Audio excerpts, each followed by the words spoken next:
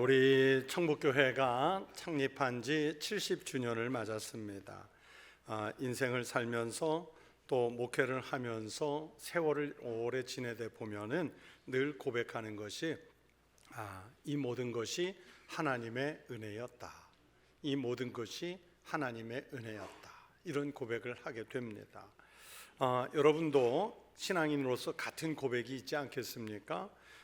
여러분이 지금까지 살아오면서 중간중간에 많은 위기와 고난이 있었지만 그래도 언제나 또 뒤돌아보면 그때를 극복하게 하고 잘 지나게 하신 것이 다 하나님의 은혜였습니다. 이렇게 고백하는 그리스도인들을 많이 볼 수 있습니다. 비단 개인의 인생만 그렇겠습니까? 여러분, 교회가 세우고 교회가 역사 속에 흐르다 보면 교회 공동체도 그렇습니다. 70년의 세월을 지내오다 보면 그 세월 동안 얼마나 많은 일들이 있었을까요? 갈등과 분열, 때로는 교회가 겪어야 했던 다양한 시험거리들 또는 다양한 사건이나 사고들이 얼마나 많았었겠습니까? 그런데 이것도 지나간 후 돌아보니 다 지나서 오늘에 이르게 하신 것이 하나님의 은혜입니다. 그래서 은혜로 채운 70년이라는 이 고백이 우리 교회 모든 권속들의 고백이시기를 바랍니다. 또 앞으로도 하나님의 은혜의 바탕 위에 감사로 100년을 채워가는 믿음의 성도요, 또 우리 청북교회가 꼭 될 수 있기를 주의 이름으로 축복합니다. 여러분, 그런 면에서 교회에서 그리고 그리스도인에게 그 은혜가 없으면, 그 감사가 없으면 그 신앙과 삶이 얼마나 건조하겠습니까? 그래서 우리는 늘 하나님의 은혜를 사모해야 하고, 받은 은혜가 있으면 그 은혜에 머물러야 하고, 또 받은 은혜가 흐트러지거나 흐려지지 않도록 우리는 은혜 간수를 잘해야 합니다. 여러분, 누가 그리스도인입니까? 예수 그리스도를 영접해서 그 입술로 그리고 그 심령으로 주는 그리스도시요 살아계신 하나님의 아들이십니다. 이렇게 고백하는 이가 그리스도인 아니겠어요? 베드로가 이런 신앙 고백을 한 것을 들으신 예수님은 베드로에게 이리 말씀하십니다. 이를, 즉 너의 신앙 고백을 내게 알게 하니는 혈육이 아니요 하늘에 계신 내 아버지시라. 이 말씀은 하나님께서 우리를 선택하셨고 우리에게 믿음의 은혜를 주셔서 그렇게 하나님의 뜻대로 바로 그 신앙 고백을 하게 하셨다는 말씀입니다. 즉 우리가 예수를 믿는 것은 다 하나님의 전적인 은혜의 결과라는 뜻이죠. 주님의 은혜 때문에 우리가 구원을 받았고 우리가 이런 신앙 고백을 하게 된 줄로 믿습니다. 그런데 우리 그리스도인들은 은혜를 받는 것도 중요하지만 이미 받은 은혜를 지켜나가는 것과 은혜를 더 성장시키고 성숙시켜 나가는 것 역시 은혜를 받는 것과 함께 같은 비중으로 중요합니다. 실제로 많은 그리스도인들이요, 지난날에 받았던 은혜를 계속해서 지키지를 못하고 도중에 이런 사연 저런 상편으로 인해서 받은 은혜를 잊어버리는 것을 봅니다. 어떤 분은요, 젊은 시절에 금식 기도도 자주 하고 여러 가지 다양한 은사들도 골고루 체험하고 열성을 다해서 교회를 섬기던 분인데 지금은 신앙 자체를 아예 부인하면서 교회를 떠났거나 아니면 교회와는 아주 상관이 없는 그런 삶을 사는 옛날 교인들도 볼 때가 많아요. 또 어떤 성도는요, 지난날 체험했던 그분의 신앙 간증을 들어보면 참 대단한 내용인데 지금은 영적인 침체에 빠져서 겉으로만 그리스도인이라는 이름이지 살아가는 삶의 내용은 세속인처럼 행동하고 또 그렇게 살아가는 경우들도 많습니다. 이런 교인에 대해서 가톨릭 교회에서는 그런 신도들을 냉담 신도라고 부르고요, 우리 기독교회에서는 실족한 교인 또는 시험에 들은 교인 이렇게 표현을 하죠. 오늘 본문에서 말씀하는 대로 하면 1절에서 말씀하는 하나님의 은혜를 헛되이 받은 사람들이 바로 그 사람들이에요. 하나님의 은혜를 받기는 받았는데요, 나중에 세월이 지난 다음에 보니까 남은 게 없어요. 은혜의 능력이 나타나지 않습니다. 그리스도인다운 힘이 없습니다. 이런 은혜를 받으면요, 훗날 아무 쓸모가 없어요. 그래서 성경은 하나님의 은혜를 헛되이 받지 말라 이렇게 말씀하셔요. 그런데 왜 그리스도인들은 주님이 주시는 은혜를 헛되이 받을까? 그런 힘없는 신앙생활을 하는 성도들이 왜 이렇게 많을까? 무엇이 그들로 하여금 그 신앙생활을 침체하게 만들었을까? 받은 은혜를 잊어버리게 하는 것이 무엇이며 받은 은혜를 지켜나감에 방해가 되는 것들은 과연 무엇일까? 그리고 그 은혜를 가로막는 것들은 무엇일까? 그런 질문을 하게 되지요. 그래서 오늘 저는 이 말씀들을 생각하면서 한 4가지 측면에서 은혜를 잘 지켜나갈 수 있는 믿음의 길에 대해서 말씀을 드리려고 그래요. 우리들이 받은 은혜를 지켜나가지를 못하고 그 은혜를 잊어버리게 하는 무수한 요인들이 있는데, 그런데 그 첫 번째 원인이 바로 죄라는 원인입니다. 그리고 지은 죄를 회개하지 않는 것입니다. 성도들이 은혜를 잃어버리는 제일 중요한 원인이요, 바로 죄를 짓는 것입니다. 또 지은 죄를 회개하지 않고 계속하여 범하면 아무리 큰 은혜를 받았을지라도 그 은혜를 지켜나가지 못하고요, 타락한 길을 걷게 됩니다. 여러분, 교회에서 많이 쓰는 용어 중에 하나가 거룩이라는 단어 아닙니까? 거룩이 무슨 뜻입니까? 분리되었다는 뜻인데요, 세상과 죄와 분리돼서 하나님 편에 가까이가 있을 때 그 사람을, 그 공동체를 거룩하다 말하는데, 전혀 거룩한 모습이 아니라 세상과 분리되지 않은 채로 여전히 세상의 죄악 속에 머물러 있으면 은혜는 지속될 수가 없습니다. 하나님은요, 우리들이 죄를 짓지 아니하고 살아가기를 원하시지만, 그러나 그보다 지은 죄를 회개하지 않는 것에 대해서 성경을 읽어보면 훨씬 더 많이 나무라고 계세요. 여러분, 우리가 지금 예배당에 앉아 있을 때는 거룩한 행태로 거룩한 마음을 품고 거룩한 말씀을 들으며 거룩한 모습을 갖고 있지만, 그러나 이 예배를 마치고 문 밖을 나서는 순간 세상 속으로 들어가야 하기 때문에 우리에게 놓여져 있는 세상적 환경은요, 죄를 짓게끔 만드는 그런 요인들이 얼마나 많은지요. 그래서 우리는, 인간은 약하기 때문에 그 속에 섞여 살면서 너 나 할 것 없이 모든 사람들이 죄를 범하게끔 돼 있어요. 성경이 우리들에게 거듭거듭 책망하는 것은 죄를 지은 죄인이기 때문이 아닙니다. 비록 죄를 지었을지라도 왜 회개하지 않고 그 죄를 계속하여 짓고 있느냐, 이 부분에 대해서 성경이 책망하시는 거예요. 하나님은 사랑이 무한하시고 우리 하나님은 진실하시기 때문에 우리가 지은 죄를 회개하고 자백하면요, 그 죄를 기억도 하지 않으시겠다고 성경에서 약속하셨습니다. 요한일서 1장 9절에 이리 말씀하세요. 만일 우리가 우리 죄를 자백하면 그는 미쁘시고 의로우사 우리 죄를 사하시며 우리를 모든 불의에서 깨끗하게 하실 것이요.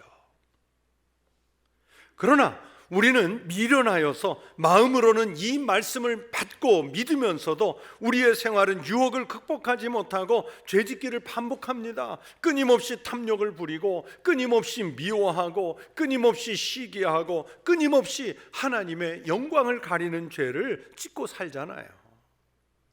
그런 나날이 계속되면, 반복하면 우리는 한때 받은 은혜를 일거에 쏟아내게 됩니다. 그래서 은혜가 없으면 능력을 상실한 그리스도인이 되고 말지요.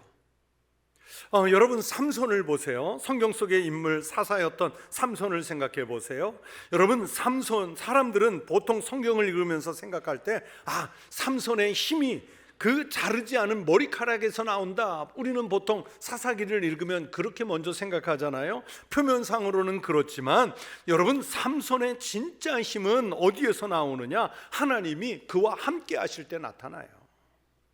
삼손이 잦은 범죄, 자기 과신으로 교만해져서 들릴라의 유혹에 빠졌을 때 들릴라에 의해서 머리카락이 잘렸고요, 삼손이 힘을 잃었을 때 머리카락이 없어져서 힘을 잃었나 보다 하는데, 그게 아니라 하나님의 말씀을 듣지 않고 하나님을 떠났기에, 하나님이 삼손을 떠났기에 그 순간에 이 삼손은 가지고 있던 힘, 능력을 다 잃어버려요. 삼손이 죽기 전 마지막에 다시 힘을 쓸 수 있었던 그 극적인 순간은, 그래서 삼손이 하나님께 회개하고 하나님께 은혜를 구하며 나와 함께 해주시기를 기대했기 때문입니다. 성경은 그 장면을 이렇게 말씀하세요. 삼손이 여호와께 부르짖어 이르되 주 여호와여 구하옵나니 나를 생각하소서. 하나님이여 구하옵나니 이번만 나를 강하게 하사 나의 두 눈을 뺀 블레셋 사람에게 원수를 단번에 갚게 하옵소서. 이 말씀의 맥을 보면요, 하나님 나를 생각해 주십시오. 나와 함께 해 주십시오. 하나님의 힘으로 다시 한번 마지막 힘을 쓰게 해 주십시오. 이렇게 기도하는 내용이거든요.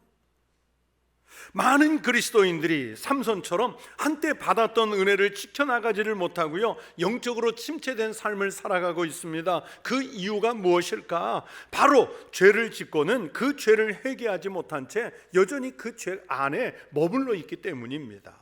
다시 말하면 습관적으로 반복해서 같은 죄를 짓고 있는 모양 때문입니다. 여러분, 운동선수가요, 한번 잘못된 습관이 들어서 그 습관을 고쳐 먹지 못하면, 계속 갖고 있으면 기록 향상이 되지 않아요. 선수들 말로 폼이 올라오지를 않아요. 코치가 아무리 고쳐줘도요, 그게 고쳐지지 않고 그 같은 잘못된 그 동작을 반복하면 실력이 늘지 않아요. 여러분, 아무리 많은 은혜를 받아도 옛 생활, 옛 습관을 그리스도인으로서 버리지 못하면 그 은혜는 지속되지 않습니다. 하나님께서는 자기 백성인 우리들이 애초에 죄를 짓지 않고 살기를 원하시지만, 그러나 육신이 약하여 짓게 된 죄를 회개하지 못하고 계속 그 죄에 머물러 있는 그 상태를 나무라고 계세요. 우리에게 썩어져 가는 그 옛 구습, 옛 습관을 버리라고 말씀하십니다. 성도 여러분, 새해를 맞아서 여러분의 은혜를 지키시기를 원하십니까? 은혜를 성장시키고 은혜를 성숙시키기를 원하십니까? 그러면 죄부터 회개하십시오. 그리고 죄를 짓는 일에서 멀어져 거룩하십시오. 우리의 영혼을 피폐하게 만드는 죄악에서 힘을 다해서 떠나십시오. 우리의 영혼과 우리 입술, 우리들 마음을 삭막하게 하는 그 죄에서 멀어질 때 하나님은 우리에게 은혜를 충만하게 채워주실 줄로 믿습니다. 또 둘째는요, 누군가를 미워하는 미움을 품고 있을 때에 은혜 생활을 지속해서 나갈 수가 없습니다. 미움이 있는 곳에는요, 성령께서 역사하실 수가 없어요. 사랑이신 하나님의 영, 성령은 사랑이 깃든 자리에 머물고 역사하시지, 미움이 있는 곳에서는요, 성령의 역사를 기대할 수 없어요. 그래서 미움은 은혜를 가로막는 큰 적이 됩니다. 그러기에 예수님께서 마태복음에 산상수훈에서 말씀하시기를, 하나님께 예물을 드리려다가 내 형제에게 원망 들을 만한 일이 있는 것이 생각나거든 예물을 제단 앞에 두고 먼저 가서 형제와 화목하고 그 후에 와서 예물을 드리라고 말씀하십니다. 하나님께서는요, 미움을 품은 채로 드리는 제사를 받지 않으세요. 그러기에 미움은 우리들의 영혼을 좀먹는 독소가 됩니다. 미움은 미워하는 상대를 해치기 전에 먼저 미움을 품은 자신의 심령부터 상하게 만들잖아요. 사랑이 있는 곳에서는 그래서 성령이 역사하시고, 미움이 있는 곳에서는 누가 역사해요? 사탄이 역사해요. 미운 마음을 품은 안에서는 사탄이 역사해요. 우리는요, 같은 교회에서 생활하면서도요, 목회자가 가끔 이런 말을 들을 때가 있어요. 목사님, 아무개 집사, 아무개 권사 절대 용서 못해요. 절대라는 말은 주님에게만 통하는 거예요. 그러나 예수님께서 이르시죠, 70번씩 7번이라도 용서하라고요.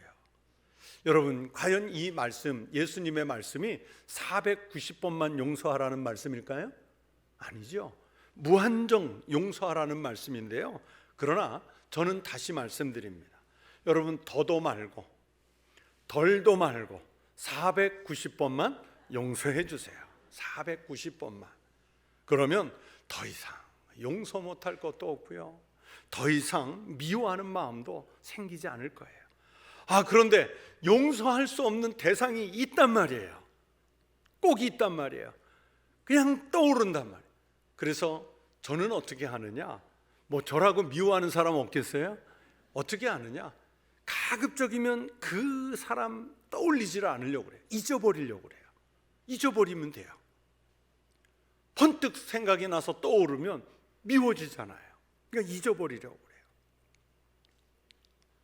이 용서할 수 없는 상대를 용서하고 미움이 사랑으로 바뀌어질 때 하나님의 그 역사, 은혜의 역사가 일어나는데, 예배 거룩하게 잘 드리고 나서 한바탕 하는 분들이 꼭 있어요. 지금 목회하는 우리 교회 얘기를 할 수는 없고, 제가 처음 그 담임 해외 목회, 이렇게 이민 목회를 갔는데,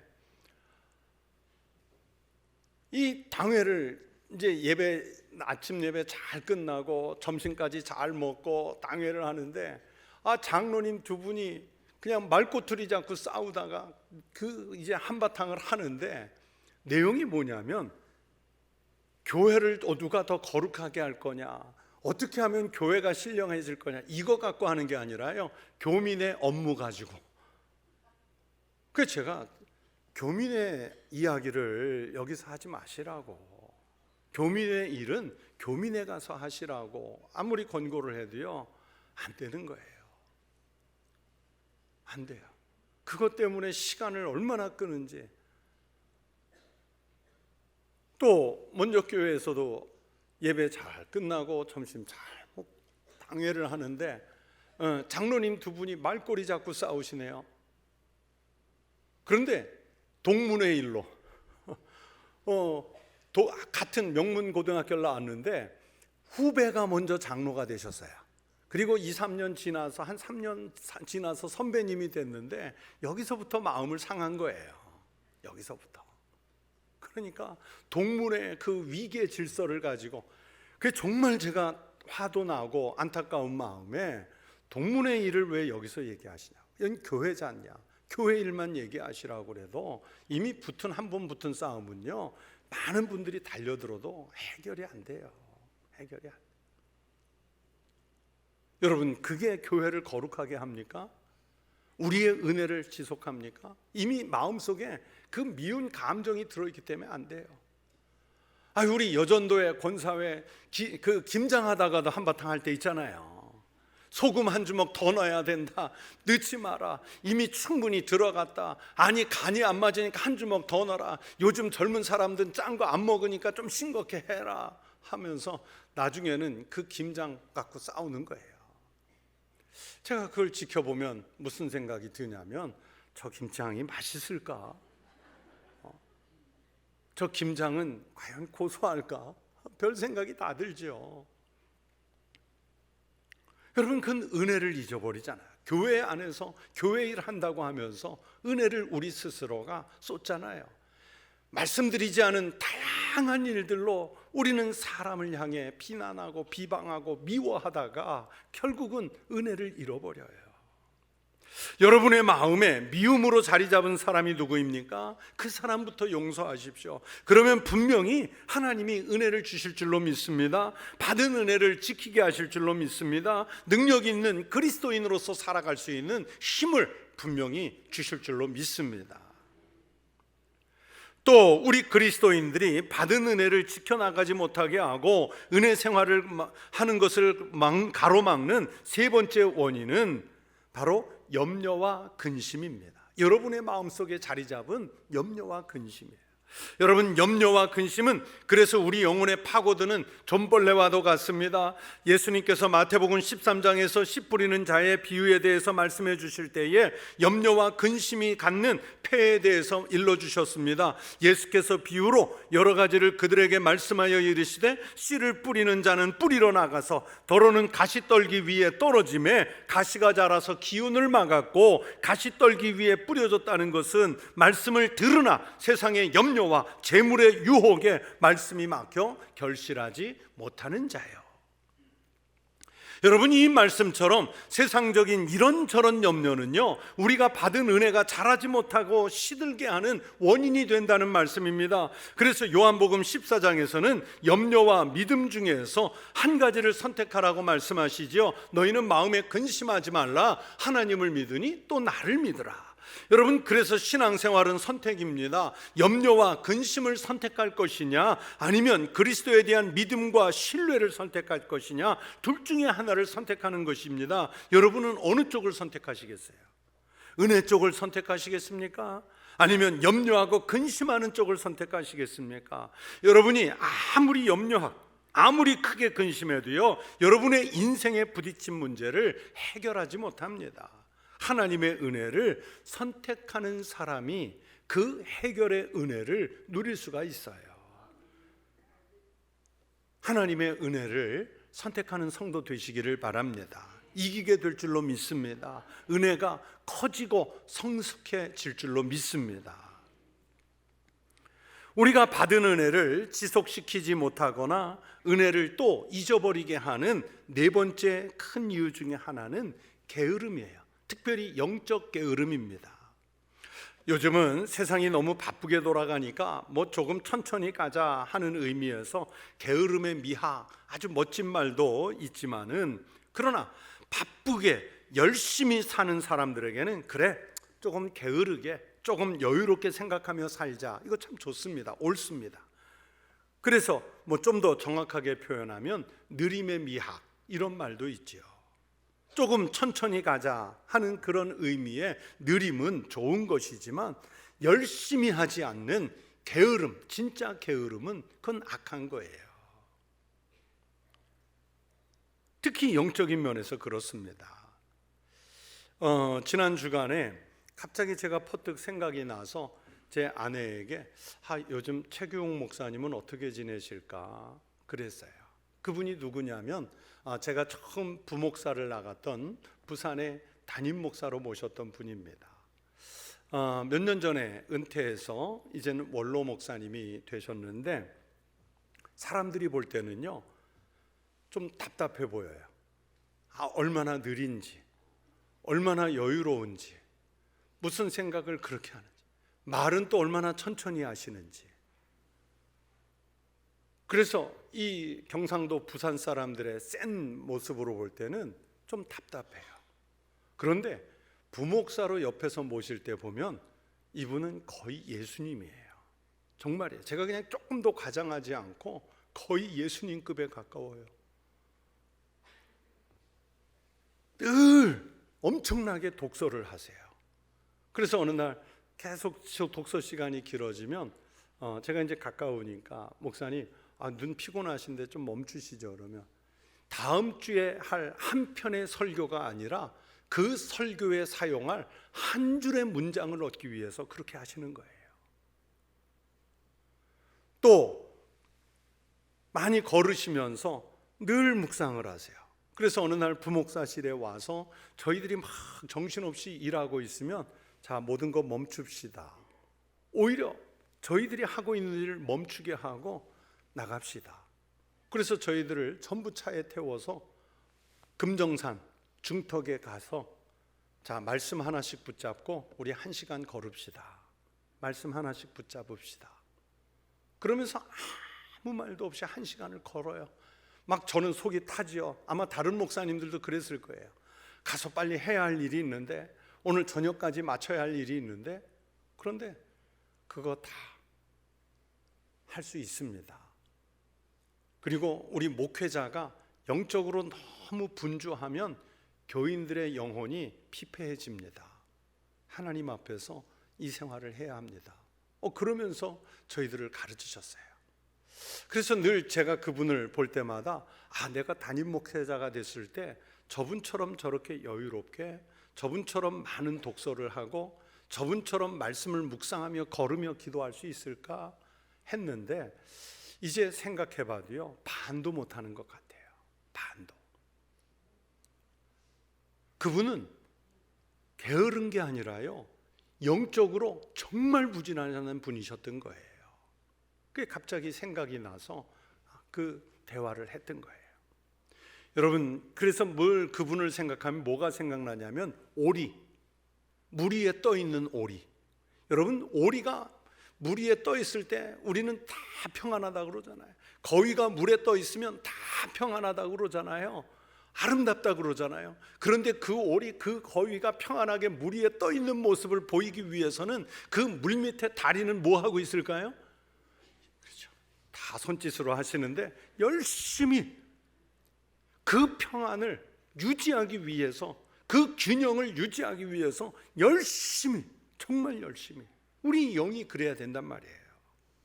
여러분, 영적으로 준비 안 된 사람이 게을러서는 안 됩니다. 구약성경 잠언 6장 6절에서 하나님은 개미에게서 부지런함을 배우라고 말씀하지요. 게으른 자여 개미에게 가서 그가 하는 것을 보고 지혜를 얻으라. 부지런하라는 말씀이지요. 나태하고 게을러서는 내가 이미 받은 은혜를 지킬 수 없을 뿐더러 받은 은혜를 성장시킬 수 없습니다. 그래서 여러분, 금년에 예수 더 잘 믿으려면 영적으로 부지런해야 됩니다. 정말 열심히 성경 읽고요, 열심히 묵상하십시오. 열심히 기도하십시오. 교회에서 열심히 봉사하십시오. 그러나 내 그 열심 때문에 사람들에게 보이고자 하는 것이 아니라 분주해 보이지 않도록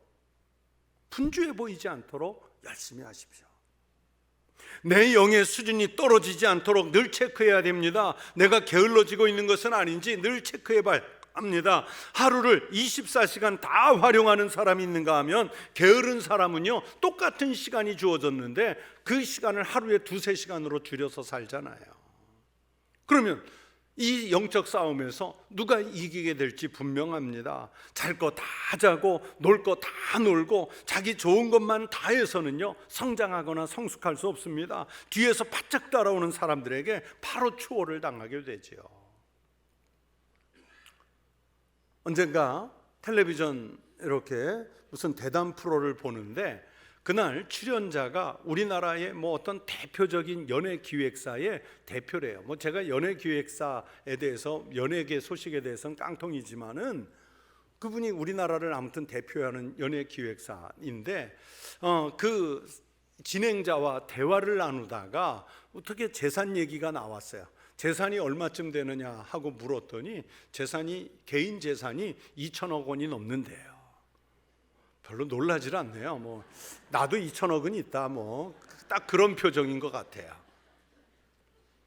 그런데 그 2천억이 있는 그분이 지금도 홍대 앞에 신촌에 가서 그 클럽에서 일당을 몇만 원 받고 일주일에 2번 DJ를 한대요.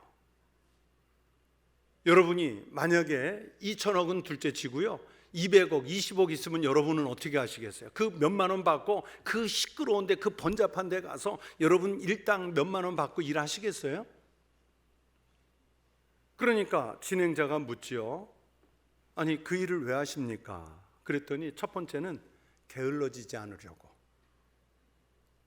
또 두 번째는 노래를, 연예계 기획사잖아요. 그러니까 노래의 세계적인 흐름을 놓치지 않고, 특별히 우리나라 요새 K-팝이 유행이잖아요. 이 젊은 세대가 어떤 노래를 좋아하는지를 몸으로 느끼기 위해서랍니다.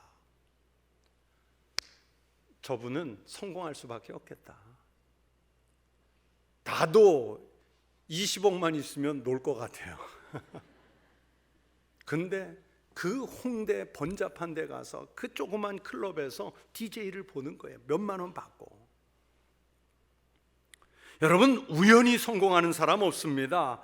우리 하나님은요, 바로 그런 열심인 사람들에게 복을 주세요. 은혜를 주세요. 그 은혜를 지키게 하십니다. 오늘이 바로 구원의 날, 오늘이 바로 은혜 받을 만한 때라고 성경이 말씀했죠. 이 날에 그래서 여러분이 구원의 감격을 체험하시고 은혜를 받는 복을 누리시기를 축복합니다. 그래서 금년 새해에 하나님이 어떤 은혜를 주실지, 어떤 복을 주실지 기대하며 사십시오. 그 기대가 얼마만큼 채워졌는지 연말에 가서 정산해 보십시오. 그래서 또 감사하십시오.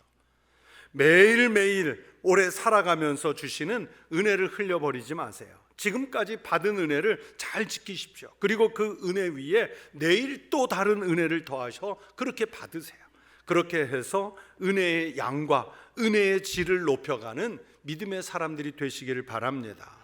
그래서 앞으로 나아갈 때 감사로 채워가는 거룩한 성도, 거룩한 교회였으면 좋겠습니다.